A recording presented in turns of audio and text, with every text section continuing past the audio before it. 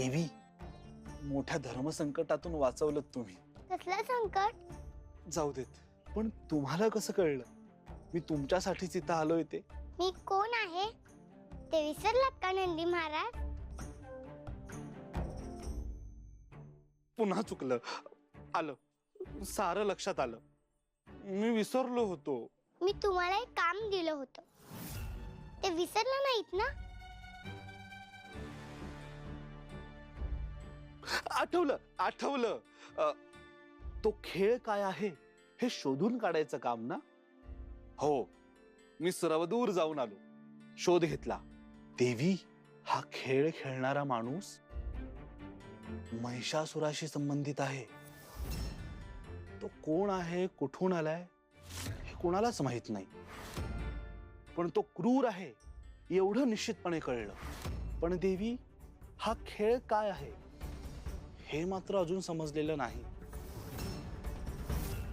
नंदी महाराज, हा मदराज म्हणजे षड्रिपूपैकी एक आहे. मद. बापरे. दैत्य माता दितींनी 6 रिपूंना मानवाचं रूप दिलं. एका ग्रंथाची मदत घेऊन महिषासूर त्यांना माझ्यावर आणि तुळजाईवर हल्ला करायला पाठवतोय.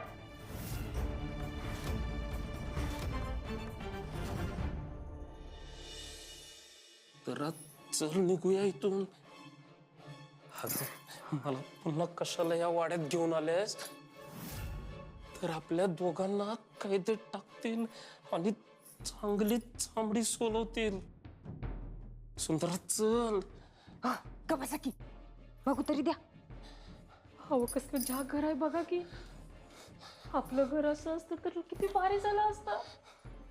आहे त्यात समाधान मानावं, एवढा लोभ बरा नव. चल.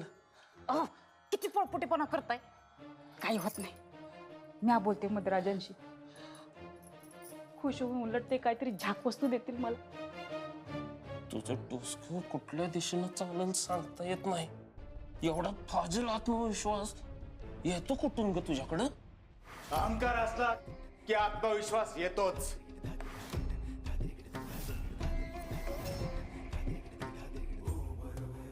आणि आत्मविश्वास कधीच फाजील नसतो. तो उपयोगीच ठरणारा असतो. तुम्ही नमस्कार. आम्ही तुम्हालाच भेटायला आलतो. समद्या गावाची होती ना? तुम्ही सुद्धा धनाजी कडून कर्ज घेतलंय वाटतं.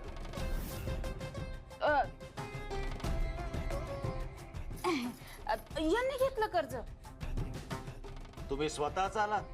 कमालच आहे. बोला, कर्ज फेडताय की मी माझ्या पद्धतीने वसूल करू? माफ करा, मला चपकाचे फटके नका मारू. आमचं कर्ज माफ करा. म्या नाही, हिनं कर्ज घेतलंय. तू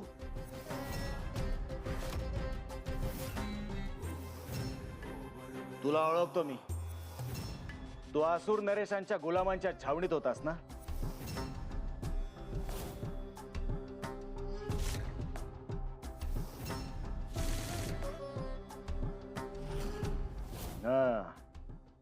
आठवलं मला.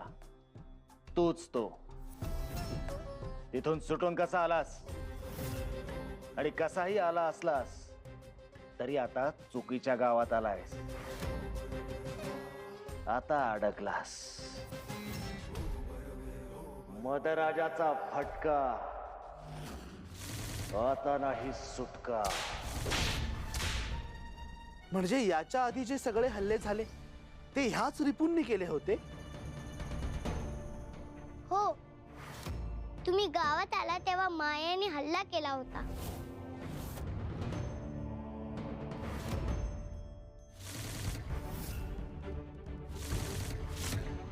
त्यानंतर मोह आणि क्रोध माझे आई वडील बनून आले होते.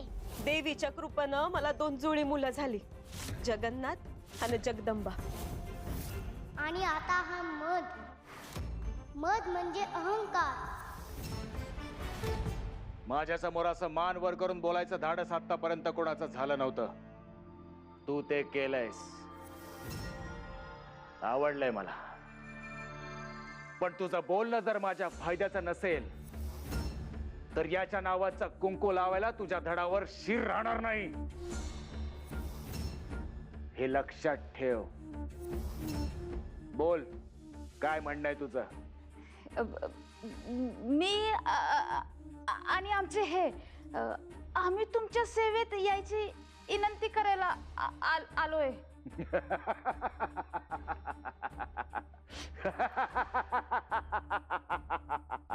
मी म्हणेन त्याला माझा गुलाम बनवू शकतो. तुम्हाला दोघांनाही मी बनवेलच. तुम्ही स्वतःच त्याचा सौदा माझ्याशी कसा करताय? तसं नाही मधुराज, तुमचा काहीतरी गैरसमज होतोय.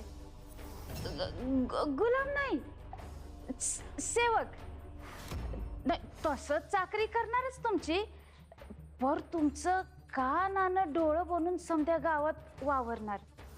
ते तुम्ही गावात नवीन हायसा, तुम्हाला या गावावर राज्य करायचं आहे, करा की. पर त्यासाठी तुम्हाला समध्या गावातली बित्तम बातमी लागल ना, व ती पुरवायचं काम आम्ही करतो. असा डाव आहे होय तुझा? पण हा सौदा माझ्या फायद्याचा आहे असं वाटतं तुला?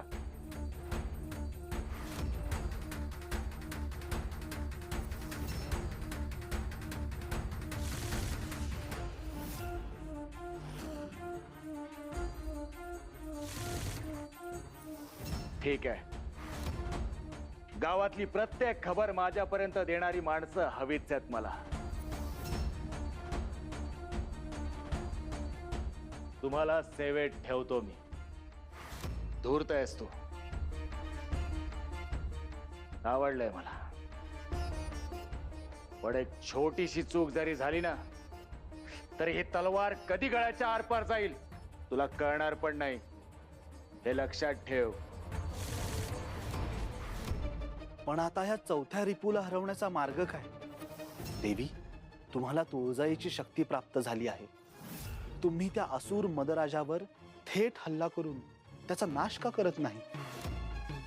तो असुर नाहीये नंदी महाराज, तो रिपू आहे. तुळजाई मला म्हणाली होती की हा सगळा आदिशक्तीच्या योजनेचा भाग आहे. योग्य वेळ आल्याशिवाय त्याचा अंत होऊ शकत नाही. तुळजाईनेच मला सगळं समजवलं होतं. हे षडरिपू आहेत जगदंबा. षडरिपू म्हणजे 6 घातक विकार. त्यांना मूर्त रूप देऊन असुरांनी अतिशय घातक शस्त्र निर्माण केले. आधीच्या सगळ्या रिपूंनी त्यांची मर्यादा ओलांडली, त्यामुळेच त्यांचा नाश झाला. अहमद सुद्धा हेच करेल. आपण वाट बघायला हवी. पण देवी, हा रिपू जरा जास्तच आक्रमक दिसतोय. हो, आधी फक्त माझ्यावर हल्ले झाले होते, आता हा रिपू सगळ्या गावावर हल्ला करतोय. लवकर काहीतरी मार्ग काढायला हवा. तो मार्ग काय असणार आहे? आता तो आज काय काय खेळतोय त्याच्यावरच सगळे ठरेल. पण पुढचं सगळं सोपं नसणार आहे. खरंय देवी, तुम्ही या आधीच्या 3ही रिपूंचा नाश केला असल्यामुळं तो महिषासूर चौताळला असणार. त्यानं यावेळी मांडलेला डाव नक्कीच भयावह असणार.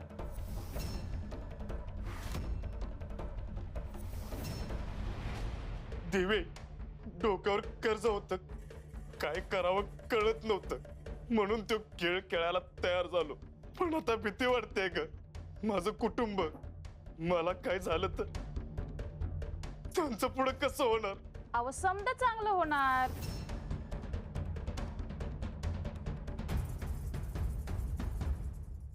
सुंदराबाई, तुम्ही? अवय भाऊजी, मी. अहो तुमच्या मनात काय खळबळ चाललीये कळते की मला. लय वाईट झालं. एक सांगू का? अहो तुम्ही काळजी करू नका, समजा ठीक होणार. अहो पण कसं ठीक होईल?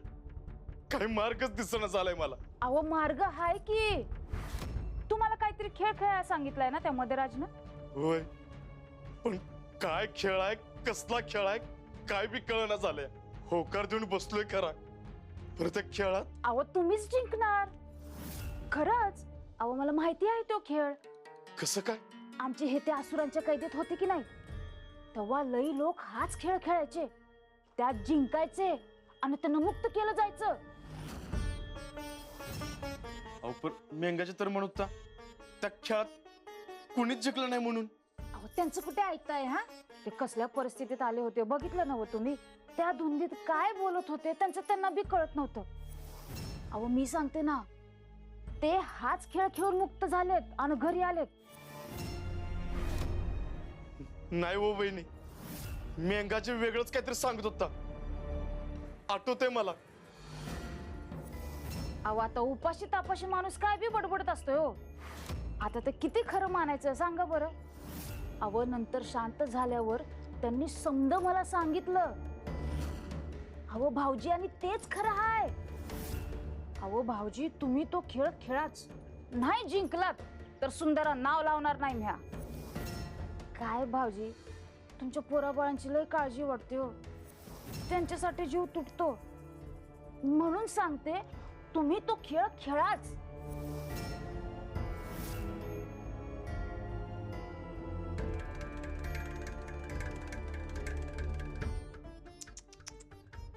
फसला ग फसला. याची मान आता त्या मदराजाच्या तावडीत आणि आम्ही त्याच्या मर्जीत.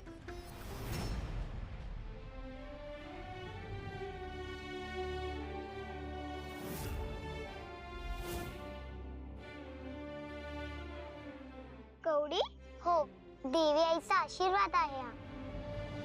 ही कवडीच तुझं आणि तुझ्या बाबांचं रक्षण करेल.